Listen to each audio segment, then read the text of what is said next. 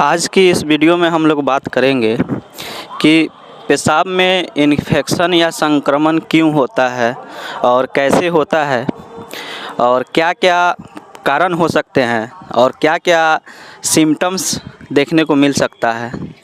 तो आइए इस वीडियो में हम लोग इसी के बारे में बात करेंगे। इसको मेडिकल टर्म में सिस्टाइटिस कहा जाता है। यह पुरुष और महिलाएं दोनों में कॉमन देखने को मिलता है। तो चलिए इस वीडियो में देखते हैं।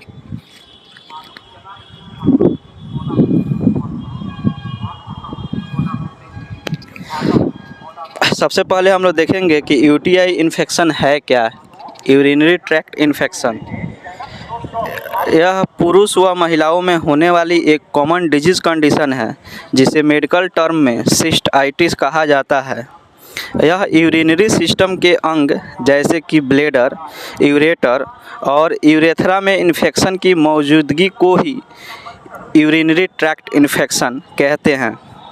यूरिनरी ट्रैक्ट इन्फेक्शन पुरुष व महिला दोनों में हो सकता है, लेकिन यह बीमारी मुख्य रूप से महिलाओं में देखने को मिलती है क्योंकि महिला में यूरेथ्रा की लंबाई पुरुषों के यूरेथ्रा से कम होती है, जिसके कारण इश्चेरिकिया कोलाई नामक बैक्टीरिया इजीली महिला के यूरिनरी सिस्टम में यूरेथ्रा के थ्रू बॉडी में एंट्री कर सकता है।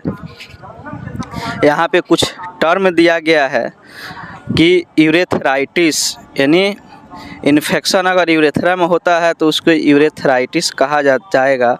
अगर यूरेट्राइटिस टर्म कहीं मिले तो उसका मतलब है कि यूरेटर में इन्फेक्शन, यानी सिस्टाइटिस अगर कहीं मिले तो उसका मतलब है कि ब्लैडर में इन्फेक्शन या इन्फ्लामेशन। पाइलोनेफ्राइटिस अगर कहीं देखने को मिले तो इसका मतलब है किडनी में कहीं इन्फ्लामेशन, स्वेलिंग या इन्फेक्शन हुआ है। आप यहाँ कुछ इमेज देख सकते हैं, आसानी से यहाँ देख सकते हैं कि इस कंडीशन में क्या क्या देखने को मिल सकता है।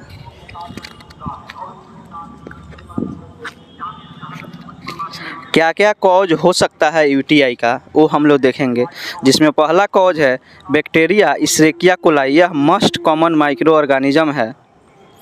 दूसरा कारण है अत्यधिक संभोग करने के कारण, सेक्सुअल एक्टिविटी करने के कारण, मल्टीपल सेक्सुअल पार्टनर के साथ सेक्सुअल एक्टिविटी करने के कारण, पुअर हाइजीन यानी साफ़ सुथरा नहीं रहने के कारण, excessive use of contraceptive pills during menstruation cycle के दौरान,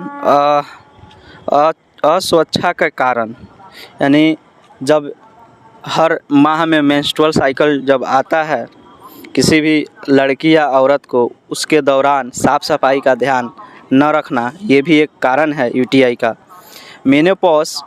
मेनोपॉज यह एक ऐसी कंडीशन है जिसमें कि यह मुख्यतः 45 या 50 साल की महिलाओं में देखने को मिलता है। उस समय की ऐसी स्थिति होती है जिसमें वह बच्चा को कंसीव नहीं कर सकती है। उस कंडीशन को मेनोपॉज कहा जाता है।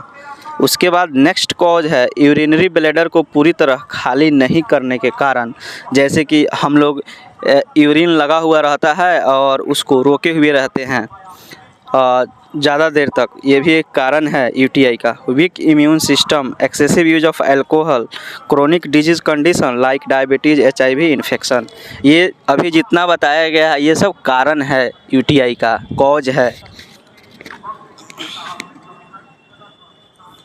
अभी जो हम लोग देखेंगे सिम्टम्स देखेंगे क्या क्या देखने को मिलता है, जिसमें पहला सिम्टम्स है ड्यूरिंग यूरिनेशन पेन होना। इसको मेडिकल टर्म में डायसूरिया बोला जाता है, यानी पेशाब करते समय दर्द होना, यह पहला सिम्टम्स है। मूत्राशय की परत में सूजन आना, मूत्राशय का जो लेयर है उसमें इन्फ्लामेशन देखने को मिलता है।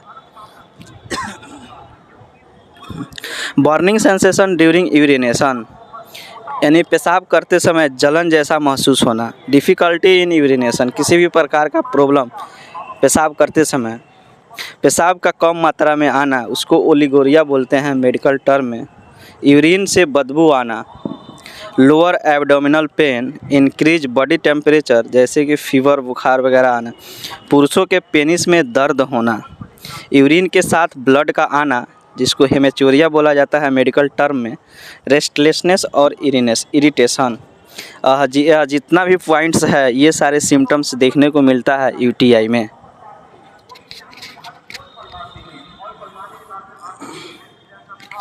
क्या क्या इसमें हम लोग डायग्नोस कर सकते हैं, तो मैंने पहले भी कई सारे वीडियो में बताया है कि कोई भी डिजीज़ हो उसका पहला डायग्नोसिस उसका हिस्ट्री टेकिंग ही होता है।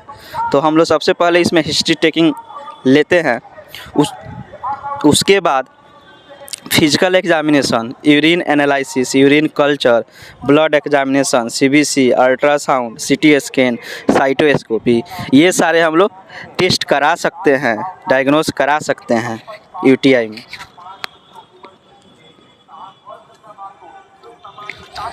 आइए अब इसका ट्रीटमेंट देखते हैं कि क्या क्या ट्रीटमेंट हो सकता है। जिसमें पहला ट्रीटमेंट है हमारे पास एक टैबलेट है जिसका नाम है निफ्तास टैबलेट। इसकी कंपोजिशन की बात करें तो निफ्रोफ्यूरेंटोइन सस्टेंड, यह एंटीबायोटिक्स है। आप इस इमेज में देख सकते हैं जो आसानी से हमारे मार्केट में अवेलेबल है। इसकी प्रयोग की बात करें तो यह यूरिनरी ट्रैक्ट में डिसइंफेक्शन की तरह कार्य करती है और बैक्टीरिया को किल करती है।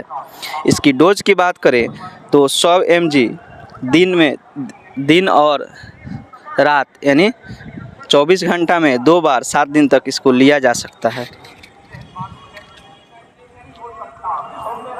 दूसरा मेडिसिन हमारे पास जो है वो एंटीबायोटिक्स ही है जिसका नाम है यूनिनर टैबलेट। कंपोजिशन की बात करें नॉरफ्लोक्सासिन, आप इमेज में देख सकते हैं जो आसानी से मार्केट में अवेलेबल है।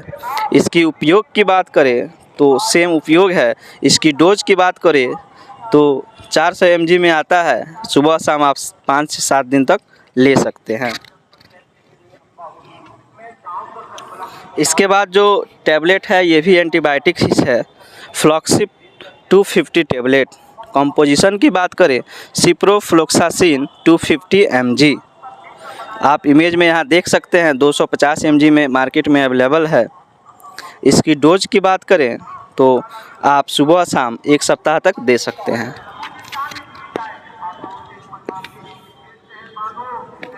इसके बाद जो है ये भी एंटीबायोटिक्स टैबलेट है।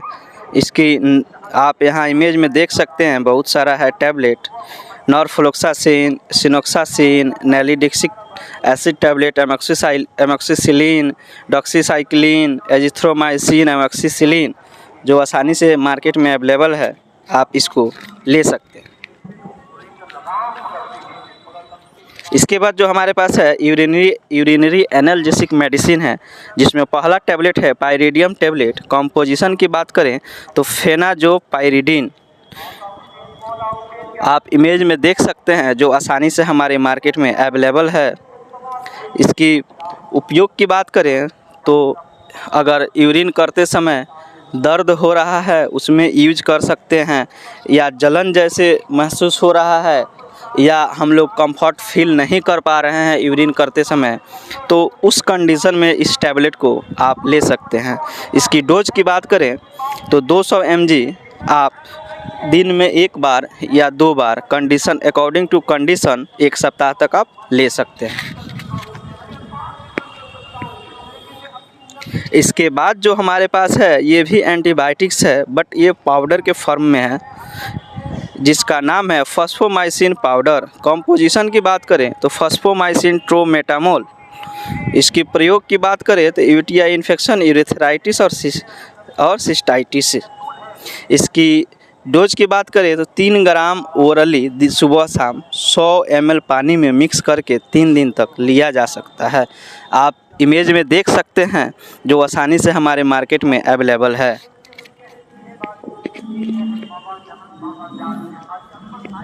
हर डिजीज़ का कुछ ना कुछ सिम्टोमेटिक ट्रीटमेंट ज़रूर होता है, तो इसका भी कुछ सिम्टोमेटिक ट्रीटमेंट है जिसमें पहला है antipyretic medicine such as paracetamol to maintain normal body temperature. इस कंडीशन में हम लोग पैरासीटामोल का इस्तेमाल कर सकते हैं बॉडी टेम्परेचर को मेंटेन करने के लिए। दूसरा है anti emetic to control nausea and vomiting such as ondansetron tablet, यानी वोमिटिंग और नौजिया को रोकने के लिए हम लोग एंटी एमेटिक टैबलेट का इस्तेमाल कर सकते हैं। टू मेंटेन पर्सनल हाइजीन को मेंटेन करके रख सकते हैं इससे बचने के लिए। During sexual activity use condoms, ये जो डिजीज़ है इसको हम लोग इस प्रकार भी कंट्रोल कर सकते हैं कि ड्यूरिंग सेक्सुअल एक्टिविटी के समय आप यह कंडोम जैसे कि कंट्रासेप्टिव इस्तेमाल कर सकते हैं। पानी या तरल पदार्थ बहुत ज़्यादा मात्रा में सेवन करें। सेक्सुअल एक्टिविटी के बाद हाथों को अच्छी तरह धोएं। टाइट फिटिंग कपड़े पहनने को अवॉइड करें। बहुत सारे लोग बहुत ज़्यादा टाइट कपड़े पहनते हैं, इस चीज़ को अवॉइड नहीं करना चाहिए, इतना टाइट कपड़ा नहीं पहनना चाहिए। इसका यह सिम्टोमेटिक ट्रीटमेंट था यूटीआई का। यह हुआ हमारे जो अगर पेशाब में इन्फेक्शन है तो क्या क्या कर सकते हैं, क्या नहीं कर सकते हैं, क्या ट्रीटमेंट है, क्या सिम्टम्स है, क्या कॉज है, इस वीडियो में यह बताया गया है। इस वीडियो में बताया गया जितने भी मेडिसिन है उसको लेने से पहले आप एक बार डॉक्टर से ज़रूर कंसल्ट करें, उसके बाद ही किसी भी मेडिसिन का प्रयोग करें।